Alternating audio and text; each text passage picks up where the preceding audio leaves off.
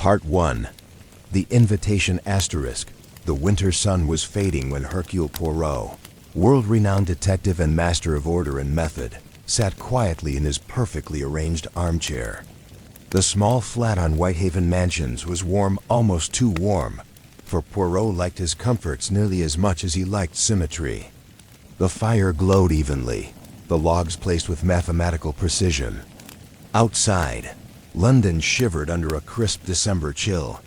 On the small side table lay a single envelope dot. It was pale cream in color, thick, expensive, sealed with a deep red wax crest. Poirot had set it there earlier in the afternoon, intending to open it at the proper moment. But now the moment had arrived. He adjusted his immaculate mustache, straightened his silk tie, and delicately picked up the envelope between two fingertips. "It is always interesting," he murmured to himself, "when the letter arrives with no warning, no explanation, and a seal that proclaims old money." He carefully broke the wax and slid out a sheet of elegant stationery. "Monsieur Hercule Poirot, I write to you with the utmost urgency, and yet with great hesitation. Strange things have happened in my home, strange, enough that I believe only your remarkable abilities may uncover the truth. I beg you to come to Winterleigh Hall before Christmas Eve. It concerns the family wreath. I fear much more than I can put to paper. Yours sincerely, Lady Clarissa Hemsley." Poirot read the letter twice, then once more aloud. "The family wreath," he repeated, eyes narrowing thoughtfully. Curious. Very curious indeed. A wreath was, by all ordinary standards, a harmless thing, something hung on doors, symbols of cheer and festivity. Yet Poirot had learned long ago that even the most innocent objects could become the center of dark intrigue. And the letter carried a tone of genuine distress. He lifted the envelope again, examining the crest on the seal, a holly branch intertwined with an ornate letter H. Ah, a family of old lineage. Old lineage means old secrets. Just then, a knock sounded at his door. Poirot placed the letter on the table and smoothed his jacket before opening the door.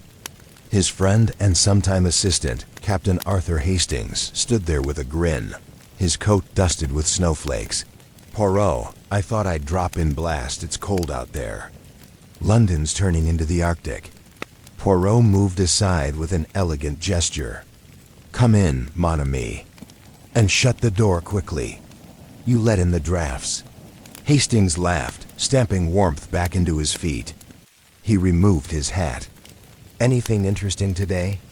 Poirot picked up the letter and handed it to him. Hastings scanned it quickly. "A mysterious summons, eh? Sounds like something from one of your cases. Winterleigh Hall. I've heard the name. Quite a grand estate. Lovely part of the countryside." "Indeed," Poirot agreed. "And the lady sounds most troubled." Hastings raised an eyebrow. "You're going, I assume?" Poirot tilted his head thoughtfully. "But of course. One does not refuse a lady in distress, especially when she's aware of the abilities of Hercule Poirot. So what do you think is wrong with this wreath?" Hastings asked. Poirot did not answer immediately. Instead, he moved to the window and looked out at the city's soft swirl of winter dusk. "A wreath is a symbol of harmony, is it not? Of celebration, of unity. To be distressed over such a thing means it is not the wreath, but what it signifies." Hastings shrugged. "Could be an old family heirloom. Some people treasure those things." Poirot nodded. "Just so, but I sense more. She speaks of strange things, and the tone, there is fear, Hastings. Genuine fear." He gave a small sigh, almost indulgent. "It seems Hercule Poirot will not have a quiet Christmas after all. Ah well, duty calls." Hastings laughed.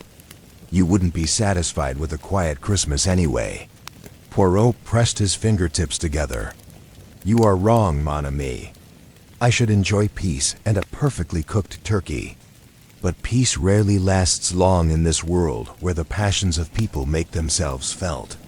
With that, he folded the letter neatly and set it on the desk. The next morning, Poirot awakened earlier than usual.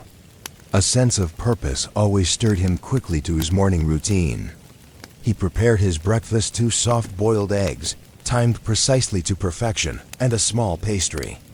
Then he polished his shoes until the leather gleamed, arranged his tie, dusted off his coat, and glanced at the clock.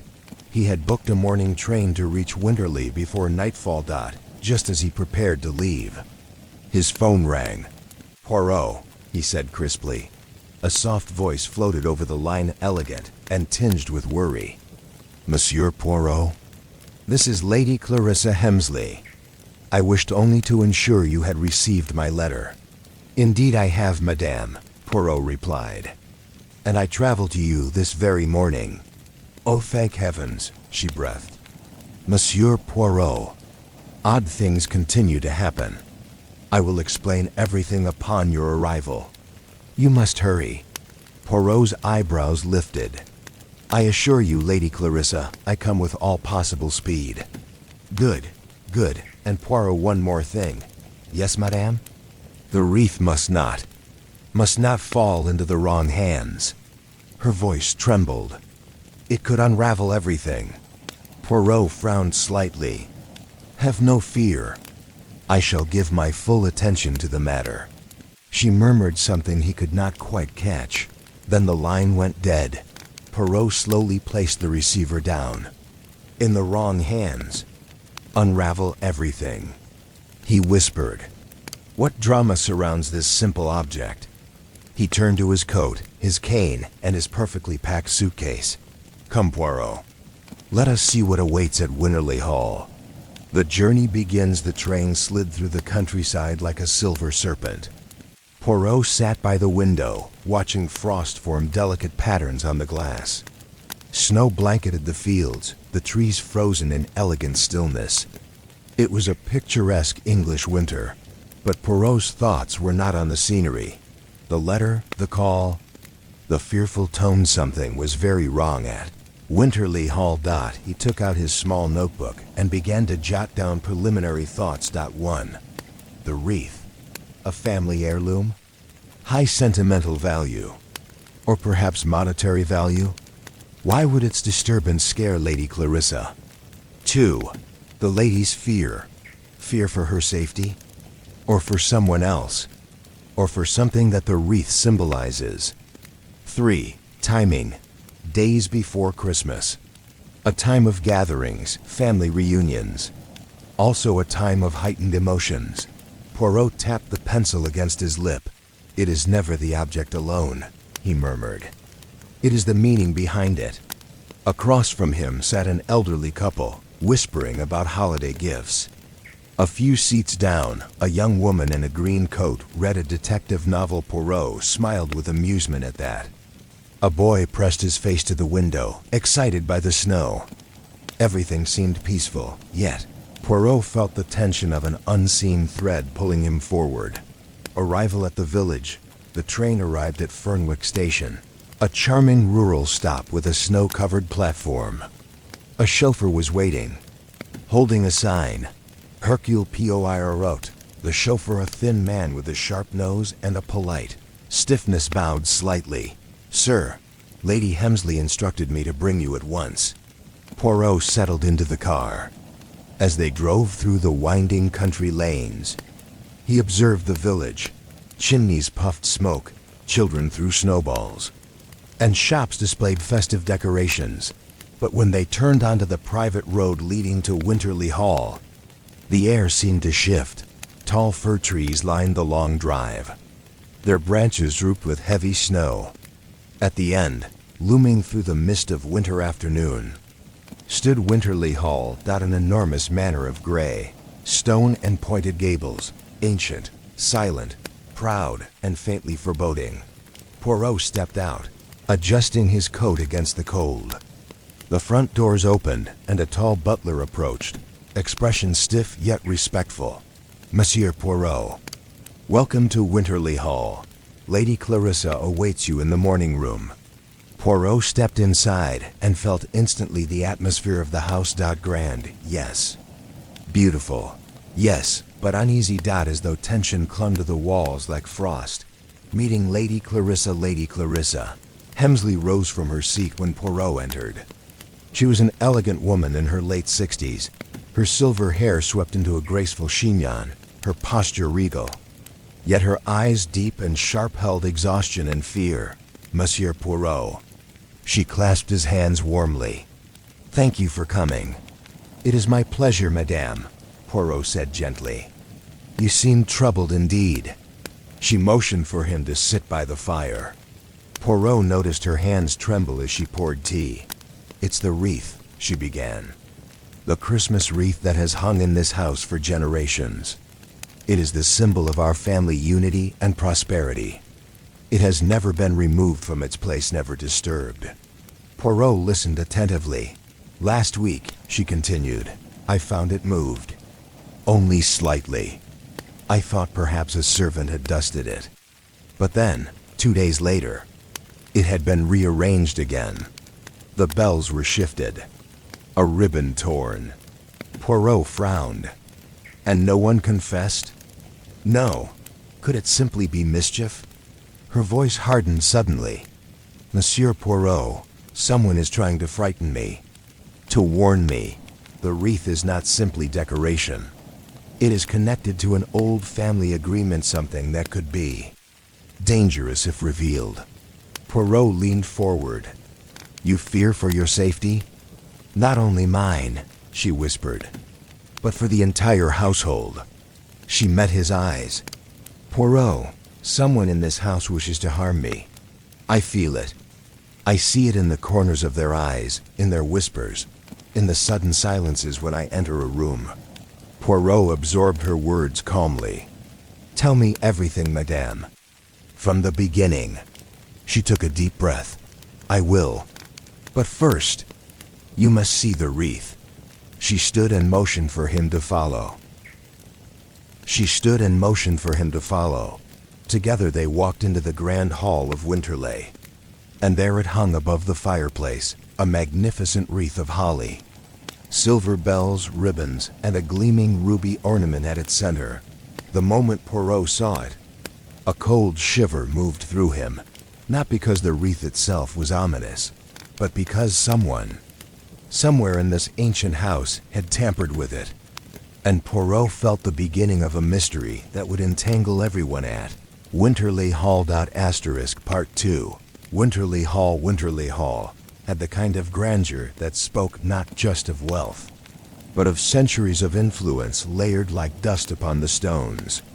As Poirot followed Lady Clarissa through the hall, he felt a quiet tension humming in the air, as distinct as a draft under a door.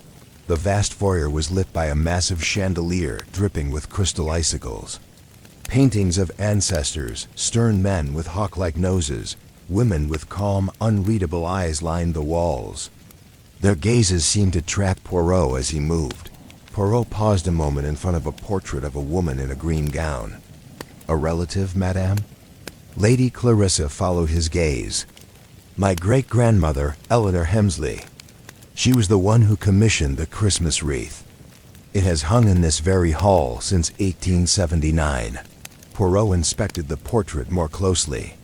The woman's hand rested on the back of a richly carved chair, and around her neck she wore a ruby, pendant almost identical in color to the stone set within the wreath.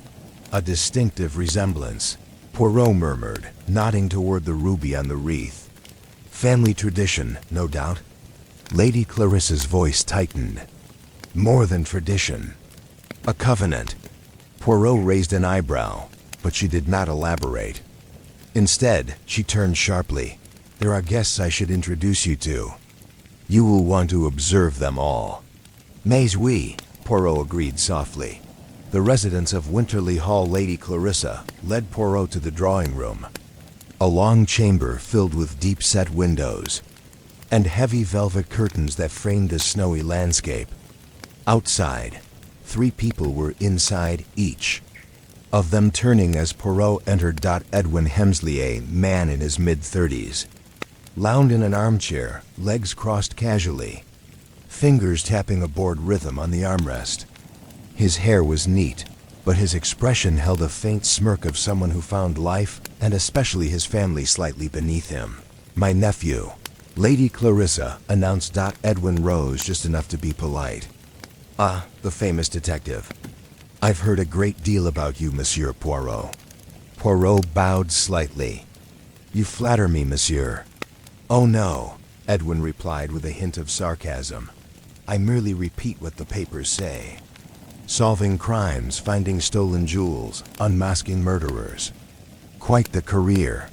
His eyes flicked toward the wreath above the fireplace. Just for an instant, Poirot noticed Miss Beatrice Lane, standing by the window, was a woman of about 50. Trim and composed, with kind eyes and hands folded neatly before her. She wore a dark blue dress and a small brooch shaped like a snowflake. Beatrice stepped forward with a gentle smile. "It is an honor to meet you, Monsieur Poirot. I am Lady Clarissa's companion." Poirot inclined his head. "A pleasure, mademoiselle. Miss Lane has been with me for 20 years, Lady Clarissa added. I trust her with everything." Almost too quickly, Miss Beatrice blushed and waved a hand. "Oh, my lady exaggerates." Poirot made a mental note. When a person insists they are trusted with everything, it is often either very true or very false. Mr. Holt near the fireplace stood a stocky man with rough hands and a guarded expression. He wore plain clothing, a groundskeeper or handyman. By the look of him, "This is Mr. Holt, our new groundskeeper," Lady Clarissa said. Poirot extended a polite nod. "When did you come to Winterleigh?" 3 months ago, Holt replied, voice low and clipped. "Ah," Poirot said, noting the faint dirt under the man's nails. "You enjoy your work here?" Holt hesitated. "It's fine, not enthusiastic, not comfortable, and yet not quite afraid either." Poirot filed that away. A subtle disturbance as Lady Clarissa spoke with Miss Beatrice. Poirot allowed himself to drift, ever so casually, toward the wreath above the fireplace. Up close. It was magnificent. Fresh holly, surprisingly vibrant for winter. Silver bells, lightly tarnished but still shining. A wide red ribbon, silk and old, but unfrayed. Except Poirot narrowed his eyes. A thread along the edge of the ribbon was loose, almost invisible, but not quite. A single silver bell hung at a slightly different angle than the rest. He lifted a finger toward it. Aha! He leaned closer. Someone had removed the bell and reattached it, but not in its exact position. Poirot murmured. The hand that did this was careful, but not precise. Someone in a hurry, perhaps, or someone unfamiliar with symmetry. Behind him, Edwin's voice broke the silence. "Fascinating little trinket, isn't it, Poirot?" Poirot turned, just enough to study Edwin's face. There was a glint there, mocking yet tense. "You do not care for the wreath?" Poirot asked mildly. Edwin shrugged. "It's old. Tacky, even. My aunt treats it like the crown jewels." Lady Clarissa turned sharply. "Because it is important, Edwin." Edwin smirked. "So you say." Poirot observed the exchange. Family tension, resentment, jealousy. These were more dangerous than any storm outside. A missing bell? Poirot returned his gaze to the wreath. The bells were arranged in a perfect ring, 6 on each side, 12 in total.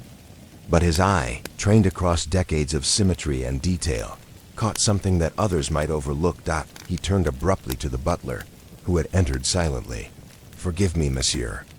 "Stevens, sir." "Stevens, do you know how many bells the wreath contains?" Stevens blinked. 12, sir." "Always 12." Poirot looked again. 12. Or 11? Lady Clarissa gasped softly and moved closer. But it cannot be."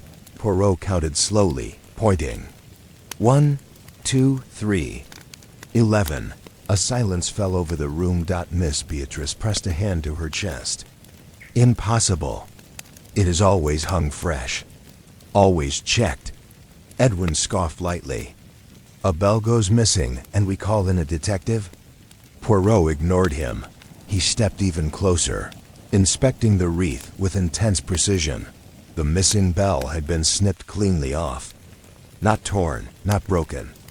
Clipped with an instrument sharp, concise, deliberate. Poirot murmured, "This is no accident." Night at Winterleigh dinner was formal. Silent, strained. Poirot ate sparingly, more occupied with listening than with tasting. Voices carried under the vaulted ceiling, but every word felt guarded. Edwin spoke only to make cynical remarks. Miss Beatrice quietly encouraged Lady Clarissa to eat. Mr. Holt sat at the far end, uncomfortable in such grandeur. After dinner, Lady Clarissa approached Poirot. "Monsieur, will you join me for a moment? There is something I must show you." Poirot followed her to the library, a vast room lined with leather-bound volumes. Lady Clarissa closed the door softly. "There is a reason," she said in a low voice. "Why the wreath frightens me." Poirot waited patiently. She walked to a locked cabinet, retrieved a small wooden box and opened it. Inside was another ruby smaller, but identical to the one set in the wreath. "This," she whispered, "is the missing piece of the Hemsley Pact." Poirot raised an eyebrow. "Pact, madame?" She nodded slowly. "A very old agreement. One that must never be broken. And if the wreath is tampered with, it means someone in this house intends to break it." Poirot's eyes narrowed.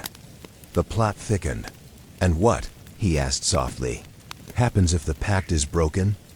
Lady Clarissa looked at him with deep, haunted eyes. "Everything falls apart." A strange occurrence at midnight, that night. Poirot slept in a guest room overlooking the courtyard. The snow outside glistened under the moonlight. The house was quiet. Too quiet, until ting, a soft metallic sound. Poirot's eyes snapped. Open. Another ting, like the faint chime of a tiny bell. He slipped out of bed, wrapped himself in his robe, and stepped into the hallway. The sound seemed to come from above. Poirot moved silently up the narrow staircase to the attic. The corridor was dark, the air cold enough to sting. Ting. He followed the sound to a corner behind old trunks and dusty furniture.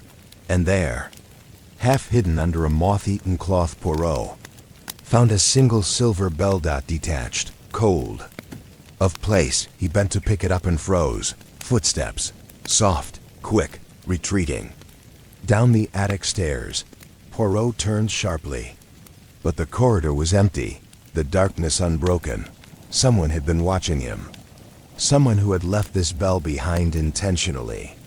Or accidentally. Poirot held the bell between his fingers. "This," he whispered to himself, "is not merely mischief." He straightened, eyes gleaming.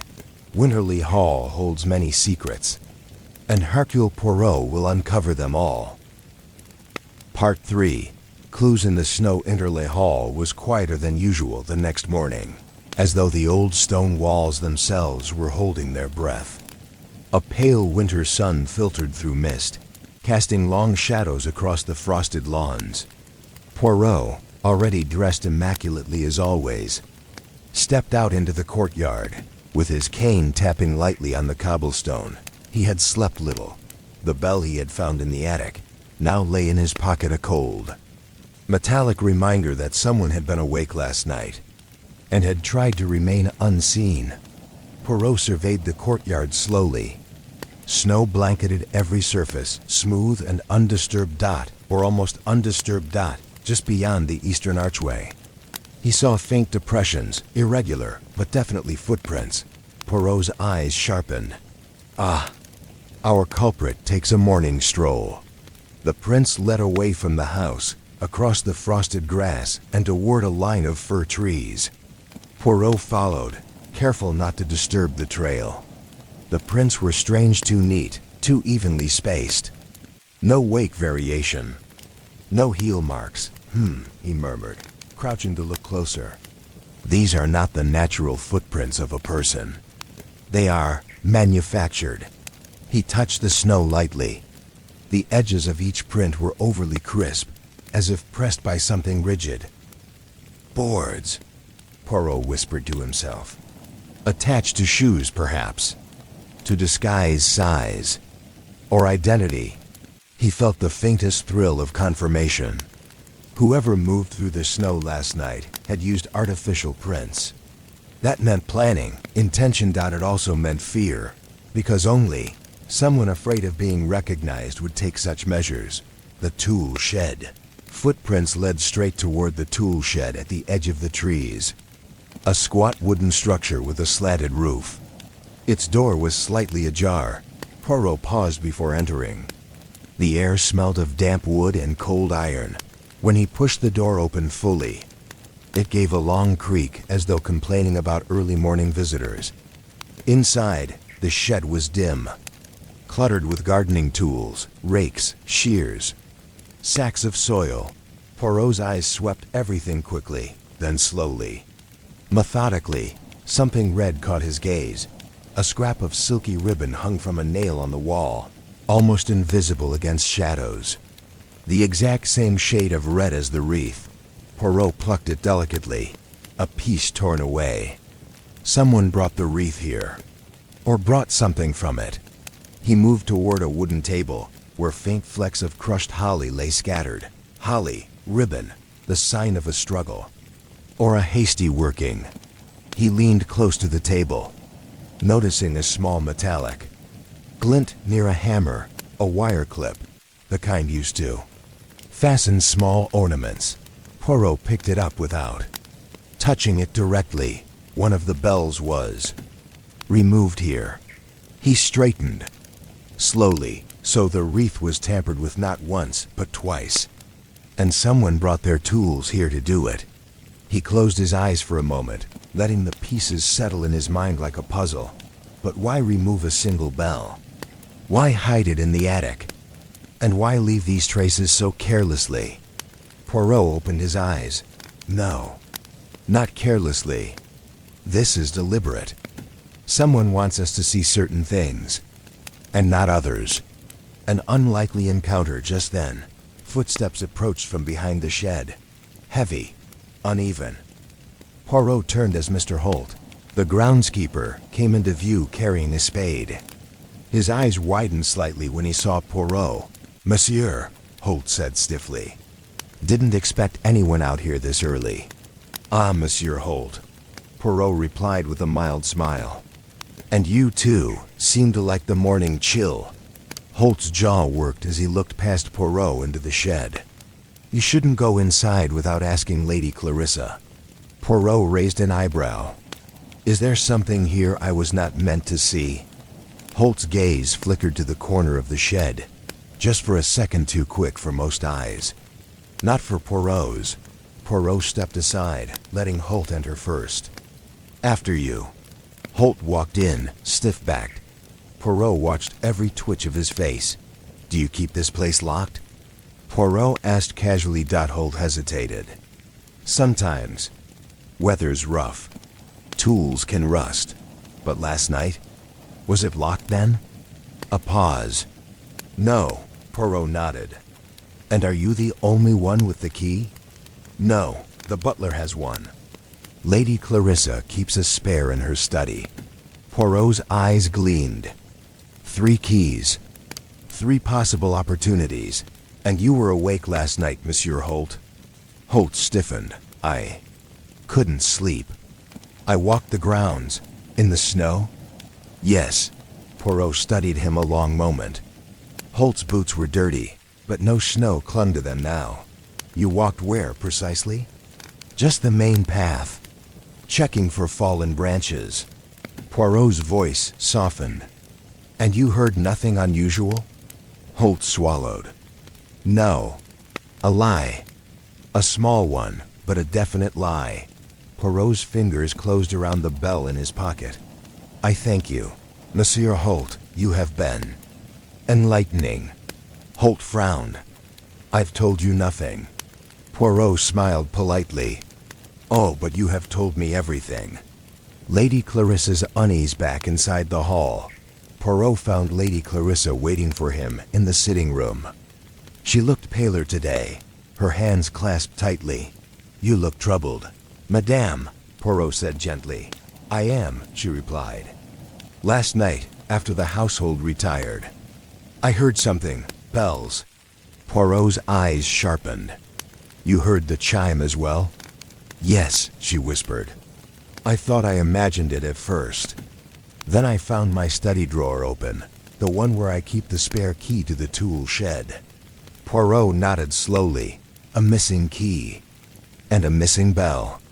Lady Clarissa lowered her voice. Monsieur Poirot, there is something I have not told you. Poirot remained silent, waiting. She took a deep breath. The bell that was removed. It means something. It is part of the pact. Poirot leaned forward slightly. The Hemsley Pact you mentioned. She nodded. The wreath's 12 bells represent the 12 original heirs. When a bell is removed, it signals a claim, a challenge on inheritance. A symbolic break in the family unity. Poirot's eyebrows rose. A challenge? To whom? To me, she whispered. To my authority as head of the family. If someone removed that bell, it means someone in this house believes they have the right to overturn the will. Or seize control. Poirot sat back. So, he said softly, the tampering is not random at all. It is a message. Lady Clarissa nodded miserably. A warning. Or a declaration of intent. Poirot rose. I believe, he said with calm certainty, that the time has come to speak to your family more. Directly. Edwin's outburst. Poirot found Edwin in the billiard room, practicing shots with overly dramatic flourishes. His cue clicked sharply against the table as Poirot entered. What now? Edwin said, not looking up. Poirot folded his hands. A simple question, Monsieur Edwin. Where were you at midnight last night? Edwin snorted. Asleep, obviously. Obviously, Poirot repeated. And yet your room shows no sign of disturbance, your bed. Unslept in. Edwin's cue froze mid-air. Poirot's voice sharpened. So perhaps you wish to try your answer again. Edwin slowly lowered the cue, jaw tightening. I went for a walk. Needed air, in the snow? Yes, and yet, Poirot said softly, your boots are spotless. For a moment, Edwin looked thrown. Then he regained his composure. I cleaned them, he said defiantly. Poirot smiled. Ah, of course. Edwin's eyes flashed. Look, Poirot, if you're trying to accuse me of something, I accuse no one yet, monsieur. I merely observe. Edwin's voice rose. Well, observe this. I don't care about the wreath, or the bells, or any old pact. My aunt can leave her precious estate to the neighbor's dog for all I care. Poirot tilted his head. Your passion contradicts your words, monsieur. Edwin flushed. Stay out of my business, Poirot. Poirot gave a small bow. I intend only to uncover the truth. And the truth, Monsieur Edwin, is rarely convenient. The quiet observer when Poirot left the billiard room. He found Miss Beatrice standing in the hallway, her hands clasped tightly, her face pale. Monsieur Poirot, she whispered. May I speak with you? Certainly. She looked around nervously before leaning close. You must be careful. The tension in this household. It is growing. Lady Clarissa is not safe. Poirot studied her. You speak as though you know who threatens her. Miss Beatrice shook her head quickly. No, I only sense things, whispers, doors opening at night. People moving about silently. Poirot watched her closely. She was frightened, but not lying. Tell me, mademoiselle, Poirot said gently. Last night, did you hear the bells? Miss Beatrice's eyes widened. She swallowed. I thought I dreamed it. Poirot nodded. Double quotes. No, mademoiselle. You did not. The bell returns later that afternoon, as Poirot passed through the grand hall. He stopped abruptly. The wreath. It held 12 bells. Again, Poirot felt a ripple of cold pass through him. He stepped closer. The missing bell, the one he held earlier, was back in place. Perfectly attached, perfectly aligned. As though it had never been removed, Poirot slowly reached inside. His pocket, the bell he had found in the attic, was still there. He looked from the wreath to the bell in his hand. 2 identical bells. One genuine, one replaced. Poirot exhaled softly. "So," he whispered, "someone is playing a very dangerous game." Behind him, somewhere in the shadows of Winterleigh Hall, a floorboard creaked. Someone was watching. Someone who knew he had found the bell. Someone who had returned a different bell to the wreath. To send a message. A chilling, unmistakable message. "You are not the only one who sees everything, Monsieur Poirot." Part 4. The disappearance. Winterleigh Hall felt different that evening, restless, like an old ship groaning before a storm. The house's ancient timbers seemed to creak more than usual, as though uneasy under the weight of secrets. Poirot noticed it the moment he stepped into the main corridor. Servants whispered urgently behind closed doors. Even the air felt tighter, colder, as though something crucial was about to break. The clock in the foyer chimed 6, echoing through the hall like a warning bell. Dinner was to be served soon. Yet something felt terribly wrong. Poirot's intuition, the sane instinct that had saved him more times than he could count, whispered, "Watch, someone is about to make a move." The alarm began with a scream, a high, sharp cry that tore through the silence of Winterleigh Hall like a shard of glass. Poirot froze. Mid-step. Another cry followed, frantic, terrified. He rushed toward the sound. Crossing the carpeted hallway with small but swift strides, cane clutched tightly. At the doorway of the grand hall, he saw Miss Beatrice, pale as parchment, trembling and pointing at the fireplace. Poirot's breath caught. The wreath was gone. Not shifted. Not disturbed. Removed entirely. Only a faint outline remained on the wall where it had hung for more than a century. Lady Clarissa arrived moments later, eyes wide, hands clutching her chest. No, this cannot be happening." Poirot steadied her gently. "Madame, calm yourself. When did you last see it?" "Just an hour ago," she whispered. "It was there. I always look at it before dusk." Edwin burst into the hall next, eyes darting wildly. "What now? What's happened?" "The wreath," Miss Beatrice whispered. "It's gone." Edwin's expression flickered surprise. Fear, or something darker? He hid it quickly beneath a mask of irritation. "Oh, for heaven's sake," he snapped. "It's a decoration, not the crown jewels." Lady Clarissa turned on him, voice trembling with fury. "It is more than decoration. You know that, Edwin." Edwin clenched his jaw and looked away. Poirot examined the wall closely. There were no broken hooks, no scattered leaves, no sign of struggle. The wreath had been lifted carefully, precisely. Someone, Poirot murmured, knew exactly how to remove it without leaving marks. He turned to Stevens the butler, who had appeared silently. "Stevens, who entered this hall in the last hour?" Stevens swallowed. "No one, sir. At least, no one I saw." Poirot's eyes narrowed. That meant the thief was someone who knew the patterns, the timings, the blind spots. Someone inside the house. Lady Clarissa's collapse as Poirot continued examining the empty space. Lady Clarissa staggered sideways, catching herself on a chair. "Madame!" Poirot rushed to her side. "My heart," she whispered. "I feel faint." Miss Beatrice hurried forward. "Let her sit quickly." They eased her into an armchair. Her face was white, her breath shallow. "Should we call a doctor?" Miss Beatrice asked, panic in her voice. "No," Lady Clarissa said firmly, though her voice trembled. "I am not ill. I am frightened, Monsieur Poirot. Terrified. Whoever took the wreath. They are making their move." Poirot kneeled slightly, meeting her gaze.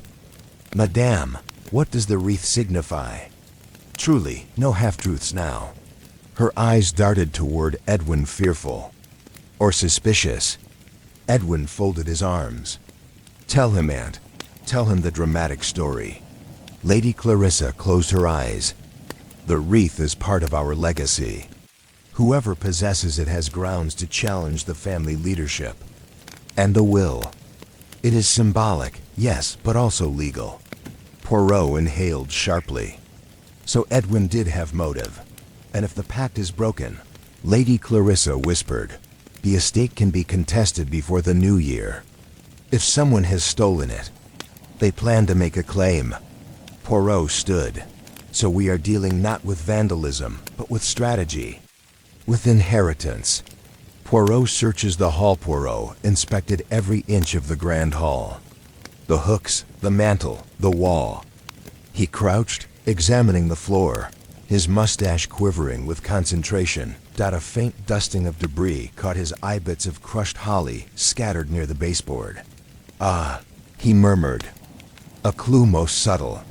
He followed the trail, barely perceptible, toward the side door leading to the eastern corridor. As he moved, he noticed something odd. The door's latch was softer than the others, barely audible. A door that opens quietly. Chosen intentionally. Poirot whispered. He slipped through.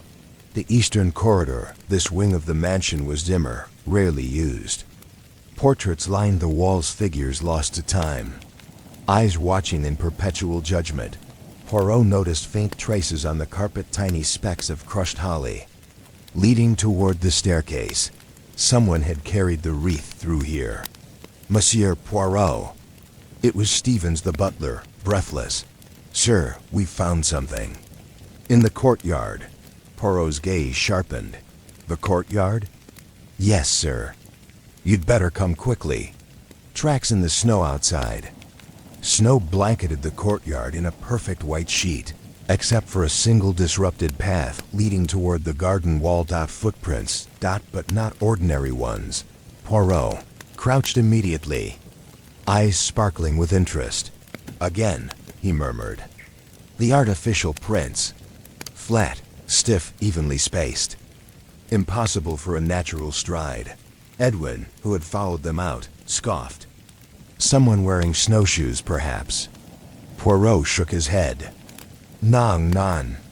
Snowshoes distribute weight. These prints, he tapped the edge with his cane, are made by boards. Strapped to the feet.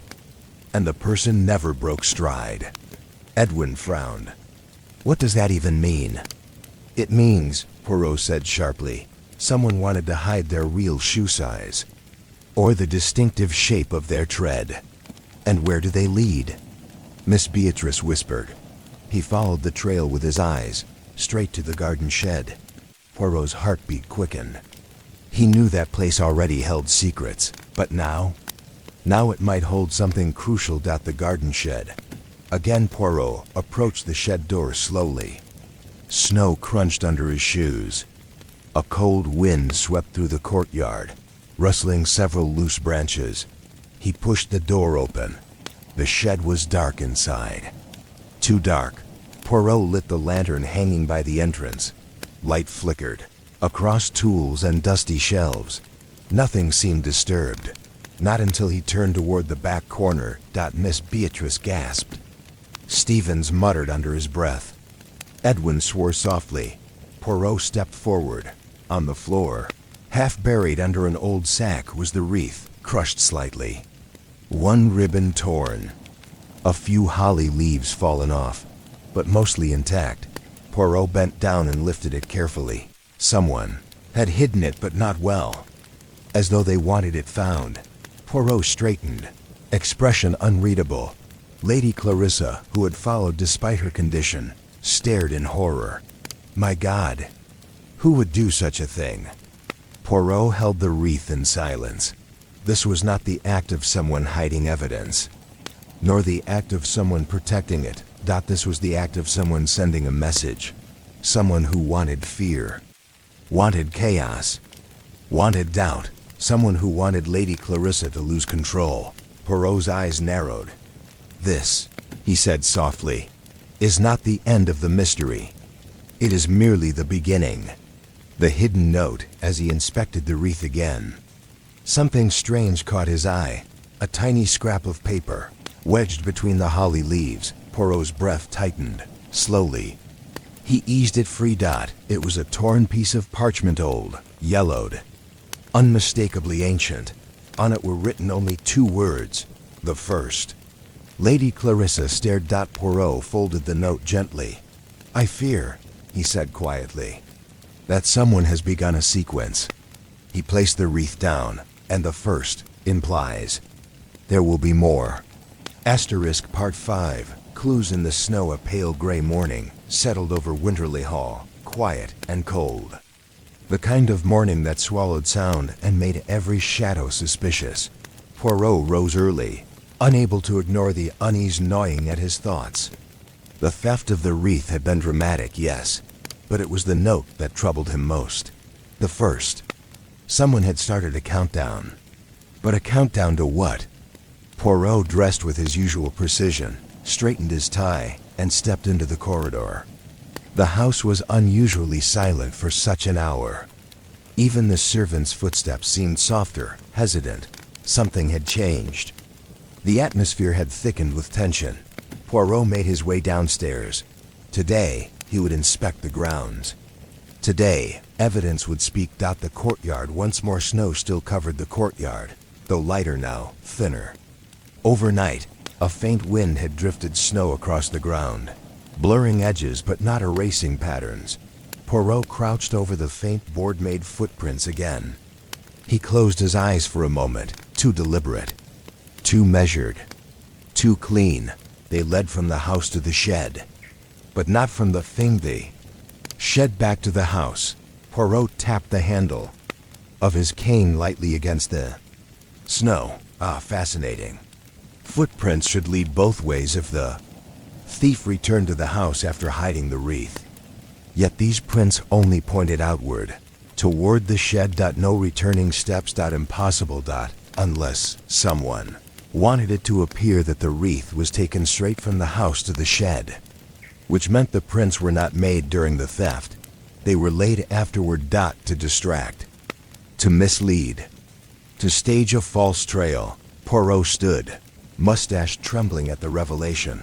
Someone staged the scene after the wreath was already hidden. He turned sharply toward the house, which means the person who hid it wanted to confuse us, not conceal their crime. Mr. Holt, the groundskeeper. Poirot crossed the courtyard and approached the tool shed again. The morning frost glittered across the roof like powdered glass. Inside, someone was sweeping snow off a row of shovels. The new groundskeeper, Mr. Holt, a tall, wiry man with sharp cheekbones and a gaze too watchful for Poirot's liking. His overcoat looked worn, but well kept. He moved with the calm ease of someone accustomed to cold, quiet morning work. "Bonjour, Monsieur Holt," Poirot said, stepping inside. Holt looked up, but didn't startle. "Morning, sir. You rise early." "Always do. Part of the job." Poirot examined him subtly. Holt's boots were muddy, not snowy. His gloves had soil under the nails. "You were not here last night?" Poirot asked casually. Holt paused. "I was in my cottage by 8. Didn't step out again. A peaceful night then." "As peaceful as any night near this old place." A hint of sarcasm touched his voice. Poirot tilted his head. "You do not believe the house peaceful?" Holt leaned on his broom. "Sir, with respect, old houses keep old secrets. And Winterleigh Hall? It has more than most." Poirot's gaze sharpened. "And you, monsieur, do you keep secrets as well?" Holt's jaw tightened ever so slightly. "Everyone has secrets, Mr. Poirot, especially in a house like this." Poirot's eyes narrowed. Holt was either hiding something or enjoying being evasive. Either one made him dangerous. Back to the tracks. Poirot left Holt and crouched again over the footprints. The sun had risen enough to cast long shadows across the snow. He followed the tracks as far as they reached,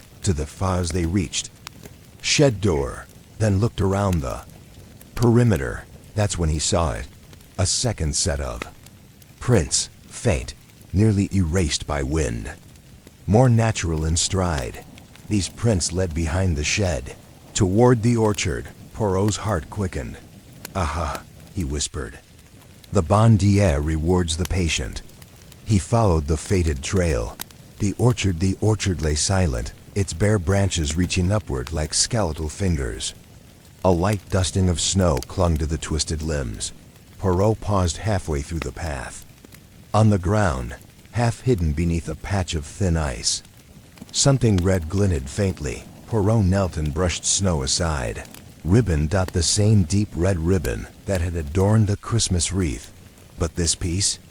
It was torn roughly, the edges frayed, unlike the deliberate cut on the wreath found in the shed. Poirot held it between gloved fingers.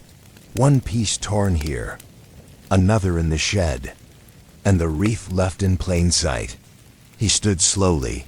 This is a message in fragments. And now a chilling second thought. Did the thief run through the orchard? Or did someone chase them? A strange shadow as Poirot examined the ground further. Something flickered in his peripheral vision. A shadow moving behind the farthest tree. He straightened instantly. Who is there? Silence, only wind. Poirot took cautious steps forward. Crunching softly through the snow, another shadow flitted again. Not quite human height. Too low. Too quick. Poirot approached the tree, and a fox darted out, startling him. He exhaled in relief. Though his nerves remained alert, it was only then he noticed something the fox had disturbed. A small indentation in the snow, about the size of a heel, deep, fresh. Poirot knelt once more. A heel. Someone stood here, late last night, observing. He looked at the position. From here, one could see the shed, the courtyard, even the hallway window. Someone had been watching the house. And the wreath. Returned to the house. Poirot returned to Winterleigh Hall with urgency. He needed warmth, yes, but he needed reflection more. Inside. He removed his gloves, shaking off snow, and stepped toward the drawing room. There he found Miss Beatrice, sitting rigidly, hands wrapped around a cup of tea she clearly wasn't drinking. Her eyes darted up when Poirot entered. "Is there news?" she asked. "There are developments," Poirot replied. Miss Beatrice set her cup down with trembling fingers. "I'm afraid, Mr. Poirot," she whispered. "Lady Clarissa is terrified. She barely slept. She thinks the wreath's disappearance is only the beginning."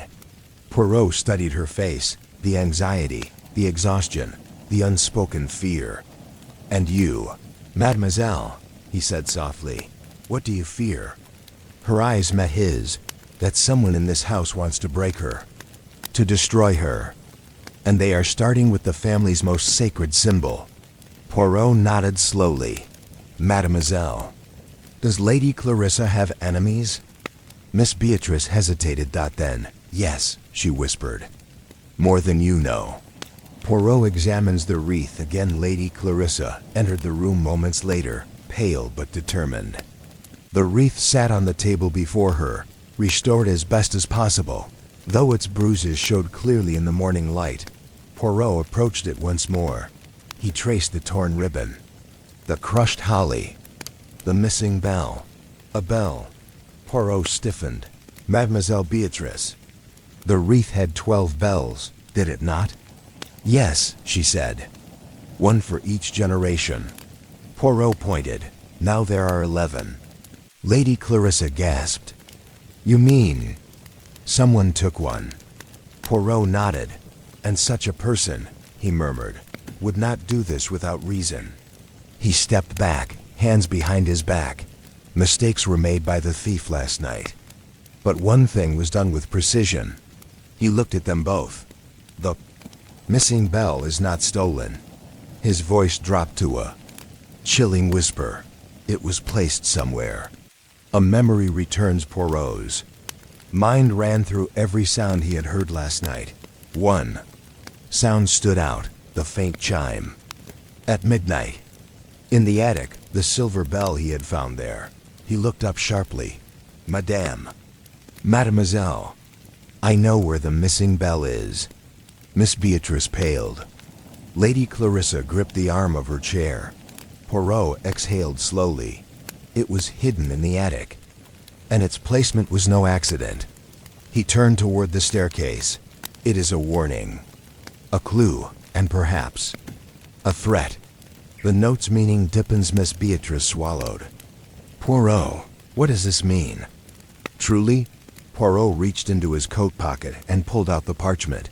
The first. He tapped the bell. This bell is the second. Lady Clarissa's breath caught. So, more are coming? Poirot's voice became grave. Yes, someone is setting a sequence of events. Each one symbolic. Each one designed to dismantle tradition, memory, and perhaps sanity. He looked toward the upper floors, and the next move will be bolder. More dangerous, Miss Beatrice whispered. What do we do? Poirot turned, his eyes sharp, cold, brilliant. We prepare. We watch. We observe every shadow, every step. He paused at the doorway, and we must hurry. Because the person playing this game was not merely clever. They were patient, calculating, and driven. And they were far from finished. Part 6, Secrets revealed. Winterleigh Hall seemed to hold its breath that evening. The sun had long set behind the hills, and a thin mist drifted over the grounds, clinging to the stone walls like a ghost reluctant to leave. Inside, the house was hushed, not with peace, but with dread. Poirot sat in the drawing room, a small fire crackling behind him, reflecting in the metal trim of the wreath laid carefully on the table. He examined it again, but this time, his thoughts were not on the wreath alone. They were on the people, because in mysteries such as this, the objects lied less often than the humans did. The tension builds. Lady Clarissa entered the drawing room slowly, supported by her cane. Her face was pale, but her expression had hardened into something brittle and unyielding. Poirot, she said quietly, I fear we have opened a door that was better left closed. Poirot turned to her. Yet it was opened, madame, and not by chance. Lady Clarissa sank into her chair with a weary sigh. The wreath, the bells, that note. Who would torment us like this? Poirot regarded her carefully. Madame, a question, s'il vous plaît. This estate, who stands to gain if you were displaced? She stiffened. Displaced? Emotionally, reputationally. Legally, Poirot said softly. Lady Clarissa's eyes dimmed. After a long pause, she spoke. There are 3 people who may believe this house should belong to them. Edwin, for one.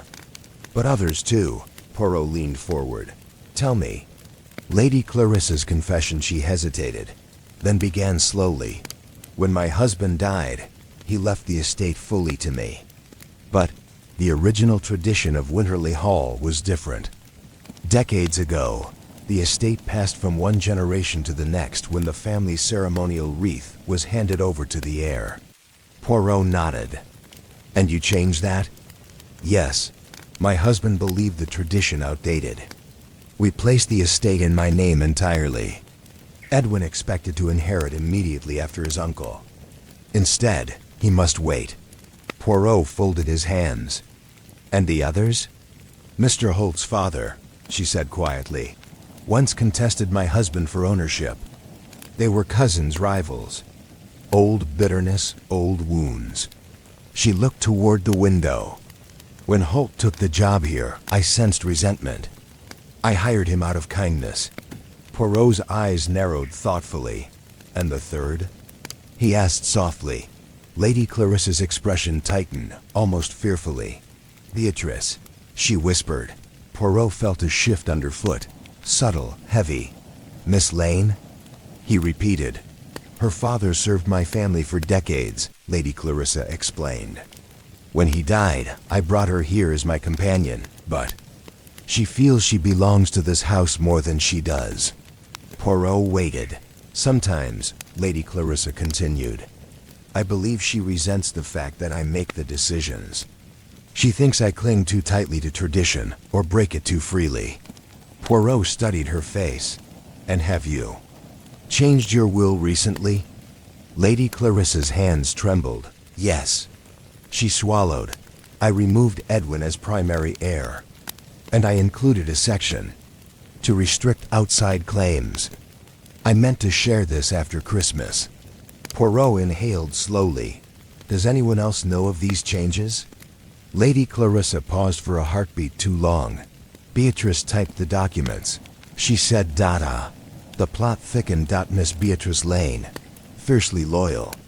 Fiercely protective, but also deeply sensitive, perhaps fragile. And privy to every legal shift behind the scenes. Poirot's gaze lowered. If she knew about the will, she knew about the inheritances. If she typed it, she knew exactly who was losing power and who was gaining it. Poirot confronts Beatrice. Poirot found Miss Beatrice later in the upstairs library. She was standing by the window, staring into the fog-covered gardens with a rigidity that told Poirot she wasn't admiring the view. She was hiding from something. He approached gently. Mademoiselle Lane. She didn't turn. Yes, Mr. Poirot. Lady Clarissa informs me that you prepared the most recent draft of her will. Beatrice's fingers tightened around the curtain. Yes, she said, voice taut. I did, and you would have read its contents naturally. She exhaled sharply. Naturally. Poirot waited, giving her space to speak. Beatrice turned slowly, eyes glistening. You think I wanted the wreath gone? You think I... Her voice cracked. I have protected Lady Clarissa for years. Devoted myself to her. Why would I hurt her? Poirot's tone remained gentle, but firm. Not hurt, mademoiselle. Perhaps guide. Perhaps force her to see a truth she ignores. Tears welled in Beatrice's eyes. She shook her head vehemently. You do not understand, Mr. Poirot. Lady Clarissa is kind, very kind, but she is also blind. Blind to danger. Blind to betrayal. Poirot's brows rose. Betrayal? From Edwin. She snapped. He visits her only to argue. He waits like a vulture for her to fall ill. He mocks her traditions. He despises her decisions. Poirot observed her full minute. Her hands shook. Her voice trembled. Her eyes glowed with a fierce loyalty that bordered on fanaticism. But loyalty could turn to extreme measures. Did Edwin know about the change in the will? Poirot asked softly. Beatrice closed her eyes. I don't know. Which meant yes. Edwin's fury. Poirot found Edwin in the billiard room, chalking the cue with unnecessary force. What do you want now? Edwin muttered. Poirot walked around the table. You know about the will. Edwin's grip froze. Poirot watched his knuckles whiten. Don't play games with me, Edwin snapped. Beatrice told you, didn't she? That little whispering servant. Poirot raised a finger. Enough. Do not insult her. Edwin threw the chalk down. Yes, I know. Happy now? I know she changed it. I know my aunt has decided to hand this house to some museum or charity or whoever she prefers this week. Poirot's voice went soft. Where were you the night the wreath disappeared? Edwin scoffed. In my room, alone? Yes. Poirot measured his expression carefully. Anger, real. Disappointment, genuine. Jealousy, undeniable. But guilt? Guilt did not flash across Edwin's face. Only resentment. A new secret emerges as Poirot left the billiard room. A servant hurried toward him. Mr. Poirot, Stevens the butler requests you in the west corridor. He's found something. Poirot followed immediately. In the west corridor, the oldest part of the house, Stevens stood rigidly, holding an envelope. It was slipped under my door this morning, Stevens said. I thought it was safer to give it to you. Poirot opened the envelope. A parchment scrap fell out. Old, torn, just like the one found in the wreath. This one bore 2 words. The second. Poirot felt a chill. Miss Beatrice watched from the staircase, hands trembling. Edwin cursed under his breath. Lady Clarissa, who had followed at a distance, gripped the railing tightly. Poirot exhaled. The second in the sequence. The second attack. The second message. He slowly lifted his eyes. And if there is a second, Messieurs Dames. His voice dropped into a grave hush. Then there will be a third. The house fell silent. Winterleigh Hall had become a stage. And someone, unseen, was directing the play. A play with steps. With stages. With a countdown dot, and each step was designed to break one person. Lady Clarissa. Poirot closed the envelope. This is no longer simple mischief, he whispered. It is psychological warfare. He looked up at the others. And the next move will be more dangerous. Part 7. Midnight Intrigue. The night had fallen like a heavy velvet curtain over Winterleigh Hall. The snow outside was silent. Yet the house hummed with unease, as if aware of the imminent drama. Every shadow seemed longer than it should be. Every creak of floorboards sounded like a footstep in pursuit. Poirot had spent the evening quietly observing. Every glance, every gesture, every subtle whisper of the household had been recorded in his mind. He knew that the thief or the orchestrator of this sequence was patient, cunning, and deliberate. And now, it seemed, they had chosen midnight for the next act. The unnatural silence. Poirot paced slowly in the drawing room. Lady Clarissa had retired early, insisting that she could not face another night of anxiety. Miss Beatrice lingered nearby, her hands clasped tightly, her eyes betraying restless fear. Edwin had disappeared hours ago, claiming fatigue.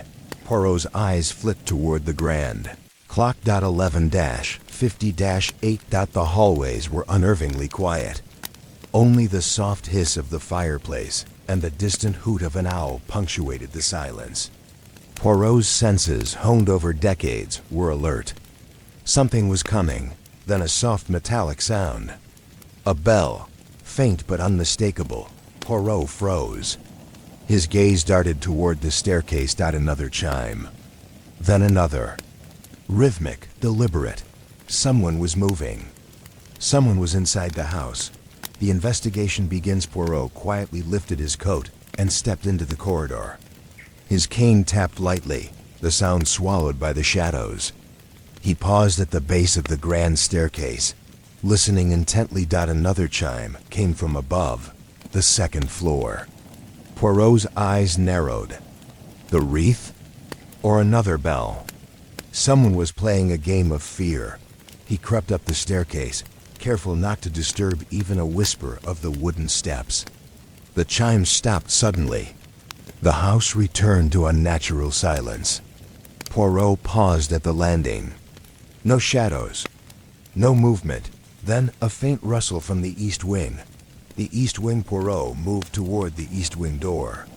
The handle was cold, untouched, except for a faint fingerprint, almost imperceptible.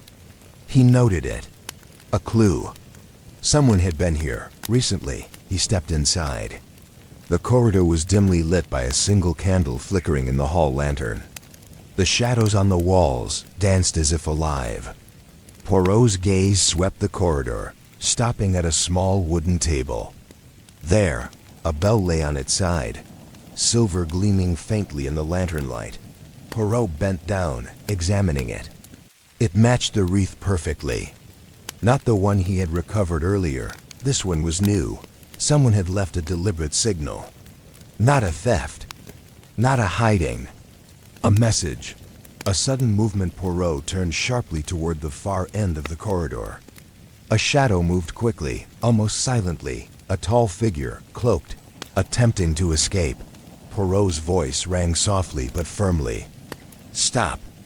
Mon ami. The figure froze. Poirot advanced slowly, cane in hand, observing every detail. The gait, the clothing, the gloves, the faint outline of a face under the hood. The intruder darted toward a door at the corridor's end. Poirot ran, not hastily, but with precise, swift steps. By the time he reached the door, it had already closed behind the shadow. A faint metallic click echoed. Poirot pulled gently, locked. The figure had disappeared. The library discovery. Poirot returned to the library, where Miss Beatrice waited, silent, tense. "Something has happened," she whispered. "I saw shadows near the east wing. Something moved." Poirot nodded. He examined the wreath once more. One bell missing again. And then, beneath it, a scrap of parchment, almost imperceptible, tucked under a leaf of holly. Poirot unfolded it carefully. The third. The sequence was clear. The intruder had begun a series of symbolic acts, each one calculated, each one terrifying. The wreath was not merely a family symbol. It was a target, and Winterleigh Hall itself had become a stage for the perpetrator. Poirot's mind raced. If the first bell was a warning, the second a confirmation, the third would be dangerous. The hidden passage. Poirot remembered the old blueprints of the house. Secret corridors, servants' tunnels, little-known stairways. He glanced around the library, eyes scanning every wall. And then, a faint draft from behind a bookcase. The panel was slightly ajar. Someone had used this passage. Poirot pushed gently, revealing the narrow, dimly lit passage. Dust stirred in the air, and the faint scent of pine and wax lingered, a signature smell from the wreath's holly. He entered cautiously. The walls were narrow, forcing him to move single file. Every sound he made was amplified by the enclosed space. And then, at the end of the passage, a small alcove. There, in the faint glow of the lantern he carried, was the wreath, crushed slightly again, the third bell missing. And beside it, a figure crouched, fumbling with something. Poirot whispered, "Bonsoir, mon ami. You are discovered." The figure froze. Poirot stepped forward, carefully illuminating the intruder's face. It was Edwin. Edwin confronted. Edwin's eyes widened as Poirot advanced. He tried to straighten, to appear calm. Poirot, however, noticed every tremble, every micro-expression, every bead of sweat that betrayed guilt and fear. "You," Poirot said calmly, "you have orchestrated the thefts, the sequence, the messages, the terror." Edwin swallowed, attempting defiance. "It's my birthright. My aunt cannot dictate everything. I am owed this house." Poirot shook his head slowly. "Birthright? No, you act not for inheritance alone, but for intimidation. You would manipulate and frighten, using symbols instead of conversation. That is not courage, Monsieur Edwin. That is fear masquerading as power." Edwin's hands trembled, and he made a sudden move, reaching for the wreath. Poirot stepped swiftly, intercepting him. Non. That is enough." Edwin froze. Poirot leaned close, voice low. "The sequence ends tonight. The messages will go no further. You are caught in your own design." The aftermath. The bells were recovered, the wreath restored.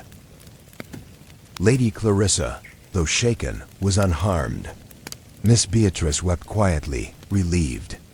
Edwin was restrained, not violently, but with Poirot's commanding presence making resistance futile. Poirot examined him one last time. "Remember, Monsieur Edwin, power taken through fear is never secure. Respect, loyalty, and truth, those are what endure. The wreath, the bells, the sequence, all symbols of family unity. You sought to fracture it with terror. You failed." Edwin, pale and trembling, said nothing. Poirot allowed the silence to hang, final, decisive.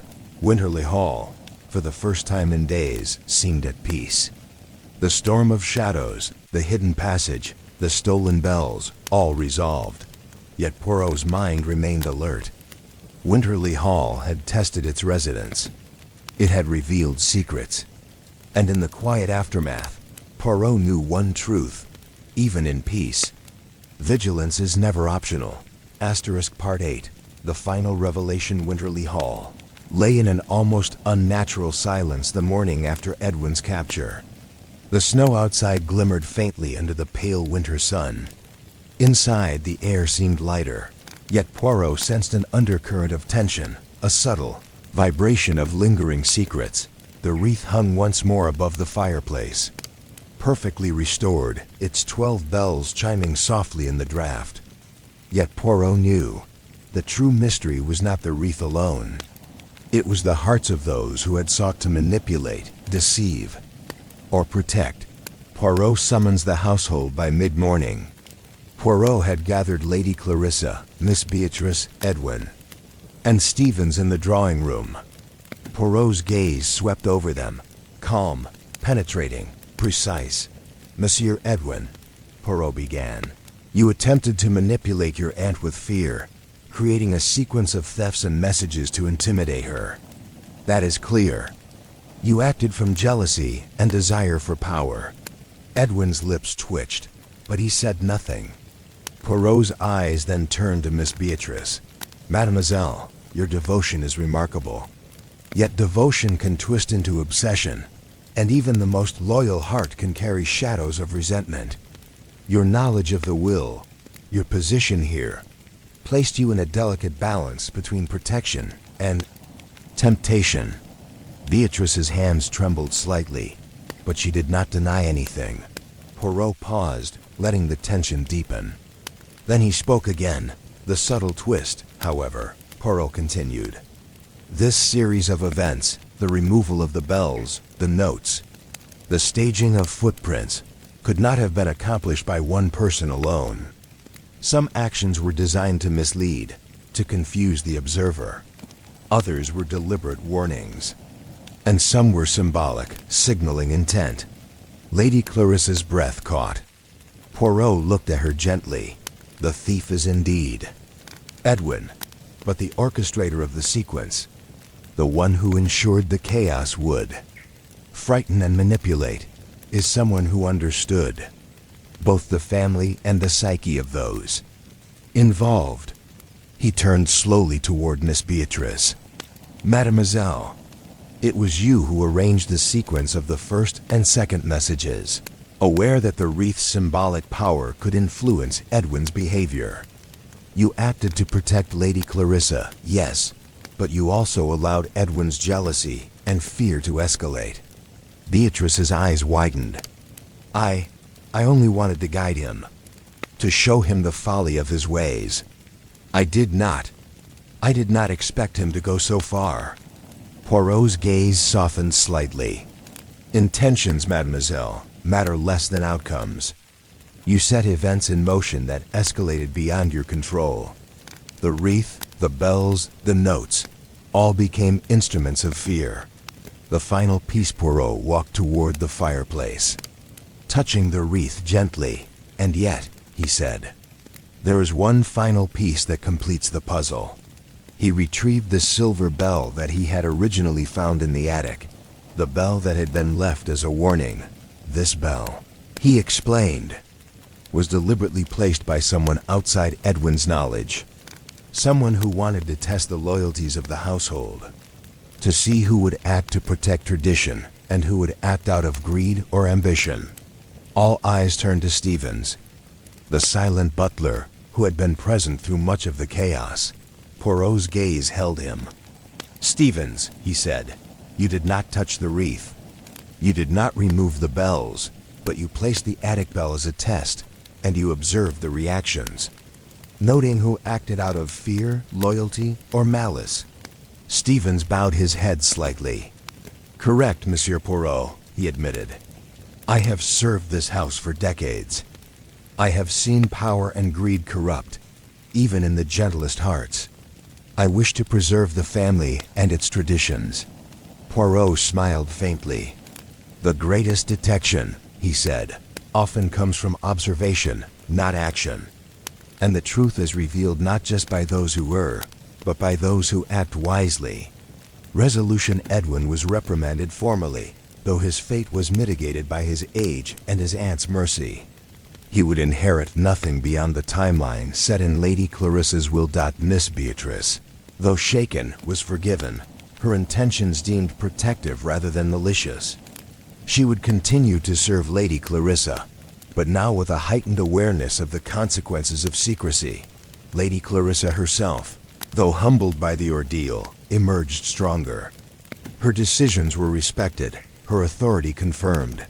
Poirot, ever meticulous, had ensured that all pieces were accounted for: the missing bell in the attic, a warning and test; the staged footprints, misdirection; the torn ribbons, symbolic signals; the notes, psychological manipulation, all orchestrated carefully, revealing not just the culprit, but the inner workings of human motivation: jealousy, devotion, ambition, and loyalty. Poirot's reflection standing alone later that evening in the grand hall. Poirot observed the wreath one last time.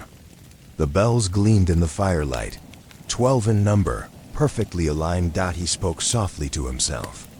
In the human heart, there are always secrets and motives hidden beneath the surface.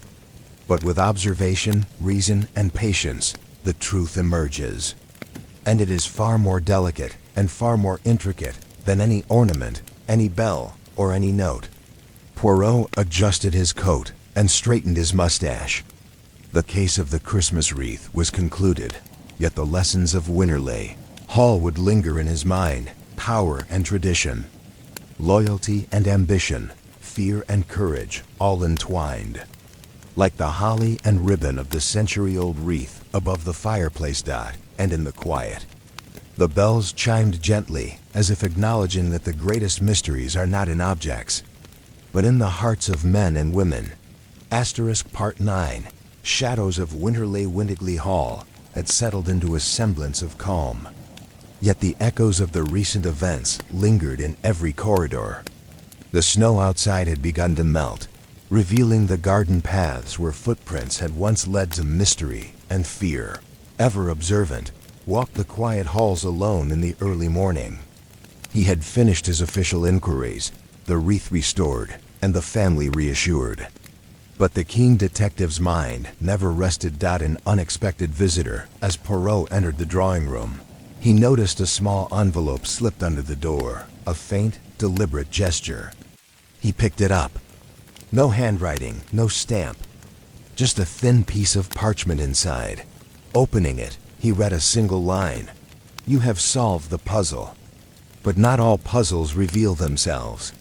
Poirot's eyes narrowed. He placed the envelope on the table. The handwriting was unfamiliar, precise, elegant, almost deliberate, with a hint of menace. He murmured to himself, "Ah, someone else has been observing. Someone who wishes to remain unseen." A stir in the household. Lady Clarissa entered, looking unusually serene. "Good morning, Monsieur Poirot. I trust all is well?" Poirot studied her carefully. "All seems well, madame," he said slowly. "Yet the balance of Winterleigh Hall is delicate. People remember fear longer than comfort." Miss Beatrice passed silently, glancing at Poirot with a shadow of unease. Edwin, now humbled, moved quietly about the hall, avoiding contact. Poirot's eyes swept the room. He noted subtle details: a slight disturbance in the dust on the mantelpiece, a faint smear of dirt near the sideboard, a single bell from the wreath slightly off angle. He touched the bell carefully. "Someone has returned," he whispered. "The second sequence?" Poirot recalled the parchment from the last sequence, the third. The thief had completed 3 symbolic acts. But now, a fourth message had arrived, indirect, silent, leaving only the faintest trace. He felt a chill. The sequence might not be over. Perhaps the first intruder had an accomplice. Or perhaps someone, inspired by the prior events, had decided to continue the game. Poirot straightened. "The game is renewed, but I shall watch as always. And if a fourth act is attempted, Winterleigh Hall will witness its revelation." A quiet warning later that day. As Poirot examined the garden, he noticed a single red ribbon caught on a low branch of the holly tree. It was fresh, not part of the wreath, and fluttered slightly in the breeze. A note accompanied it, pinned delicately to the branch. Even the vigilant may be surprised. Poirot touched the ribbon lightly, examining the handwriting. Not Edwin, not Beatrice, not Stevens. Someone else had entered the story, unseen, unknown, observing every move. Poirot's lips curved in a faint smile. Ah, mon ami. Even when a case seems concluded, life finds a way to remind us. The human heart is infinitely complex. The games are never truly over. The lingering mystery Winterleigh Hall seemed peaceful. The bells chimed, the wreath hung intact, and the family moved on with cautious serenity. Yet the presence of the mysterious envelope and the ribbon suggested a shadow remained, a reminder that some secrets in old houses never die. Poirot left the garden, cane tapping gently against the stone pathway, eyes sharp, mind alert. The Christmas wreath, he murmured softly, was only the beginning. And Winterleigh Hall still has its shadows. The detective's gaze lingered on the horizon, where snow met mist. Somewhere beyond the familiar corridors, someone watched. And the game was far from over. Part 10. The final curtain. Winterleigh Hall lay cloaked in early morning fog. The chill hung heavy in the air, and even the snow that remained on the garden seemed hesitant to glisten.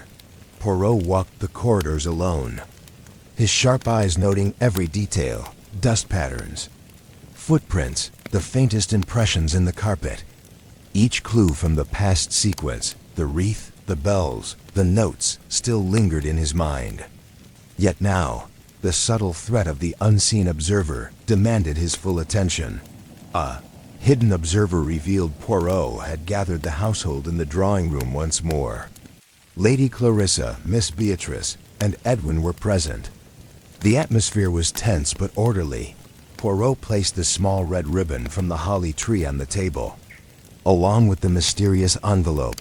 Mon ami, Poirot began, we have come far in understanding the motives behind the wreath and its symbolic bells. But there remains one presence, one who orchestrated certain disturbances without being seen directly. The family exchanged anxious glances.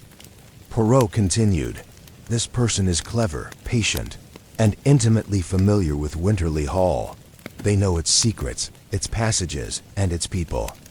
But there is one tell, one minute detail they could not disguise. Poirot's gaze fell on a small ornamental key lying on the mantelpiece. The key was old, silver, and slightly tarnished, a piece used for years to access a private cabinet in the library. Notice the tarnish, Poirot said, pointing. It is clean in certain places, worn in others. Whoever handled it last did so without care, despite attempting to appear cautious elsewhere. The confrontation. Poirot's voice became firm, decisive. The person who sent the messages, the first, second, and the third, and who left the ribbon, is not Edwin, nor Beatrice, nor even Stevens. It is someone present in this house who believed themselves invisible to observation. Someone who underestimated my methods. Poirot turned slowly to the doorway. A faint shadow appeared. Lady Clarissa gasped. Miss Beatrice stiffened. Edwin's jaw tightened. Poirot smiled faintly. Madame. Mademoiselle. Monsieur. The final observer is none other than Miss Eleanor Fairchild. The household froze. Eleanor, the quiet cousin who had visited only briefly over the Christmas holidays, had remained almost unnoticed, blending into the background. But Poirot had observed her subtle actions, her lingering glances toward the wreath, her careful handling of the notes, and her unexplained absences from the main gathering rooms. Eleanor's eyes widened, betraying both surprise and an attempt at composure. Poirot, I didn't mean... She began. You sought to test the family, Poirot said, voice calm but unwavering, to see who would act with courage, who with malice, and who with devotion. You created fear, you staged the notes, you moved the wreath, all under the guise of play. But games of manipulation are dangerous, and in the presence of reason, the truth always emerges. The motive Eleanor swallowed. Poirot continued. You wish to observe human behavior under pressure. The wreath was your experiment, the bells your instruments. Yet, your curiosity became intrusion. You manipulated events that endangered Lady Clarissa and unsettled the household. Eleanor's composure broke. I only wanted to see, to understand, how the family behaves. I never thought anyone would be harmed. I only wanted to learn. Poirot's eyes softened slightly. Ah, human curiosity is a noble trait, until it blinds one to consequence. You tested, yes, but now the results are evident. Loyalty, courage, and prudence have prevailed. Fear has been confronted, and the integrity of Winterleigh Hall remains intact. Resolution. Poirot motioned for Eleanor to step forward. From this day forth, Mademoiselle, you shall remain under the watchful guidance of Lady Clarissa. Your curiosity must be tempered with responsibility. And let this be a lesson. The mind may be clever, but the heart guides action. Eleanor nodded, humbled, her previous pride replaced with recognition of her errors. Edwin, chastened by the ordeal, promised restraint. Miss Beatrice, though shaken, remained loyal and vigilant. Lady Clarissa, restored to her rightful authority, looked on with gratitude toward Poirot. Poirot adjusted his coat, straightened his mustache, and gave his final, subtle smile. Poirot's reflection alone in the hall. Poirot examined the wreath one last time. The 12 bells chimed faintly in the morning light. The human heart, he murmured softly, is a labyrinth, more intricate than any puzzle, more delicate than any ornament. It is not objects that reveal character, but the choices one makes when tested by fear, by desire, and by loyalty. And in the end, the truth, the immutable, inescapable truth, is always revealed. Poirot's gaze lingered on the shadows of the corridors.